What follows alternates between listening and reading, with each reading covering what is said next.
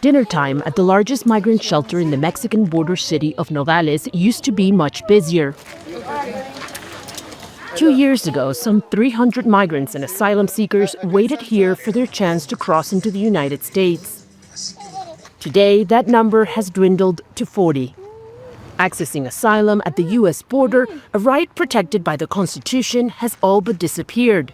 But these families have little choice. Most of them are unable to return home for fear for their lives.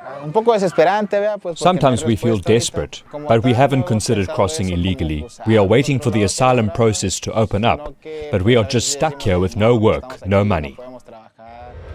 1,300 kilometers away, across from Eagle Pass, Texas, another border crossing lies mostly idle. In 2023, this place made international headlines for registering thousands of daily migrant crossings, leading the Texan city to declare a state of emergency.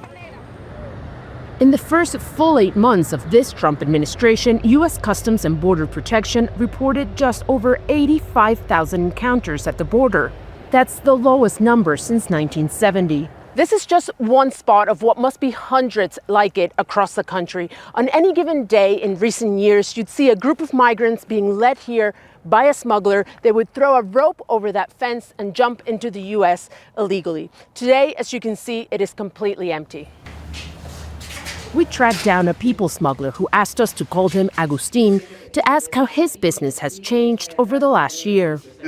We can get him across, but people are scared of arriving there and not finding work, or being detained before having a chance to pay back their debts for getting there. They see it as a bad investment now, because if they get deported, they lose everything. He says the images coming out of the U.S. showing mass raids and detentions have been successful in frightening the migrant community. Agustin told us it's been 2 months since anyone hired him to cross the border. But many who have been working in migration long enough doubt the current trend will last. People are escaping because they can't live in the places they are from. It's a reality they can't escape, and people count on the United States being a safe place. The question now is it still a safe place for them? These families, at least, are betting that it still is. But for now, faced with an uncertain timeline, they're just trying to make life as normal as possible in what are some very abnormal times. Julia Galiano, Al Jazeera, Nogales, Mexico. Don't miss out. Get the full picture. Subscribe to Al Jazeera for reliable news, expert insight. Like, share, stay ahead.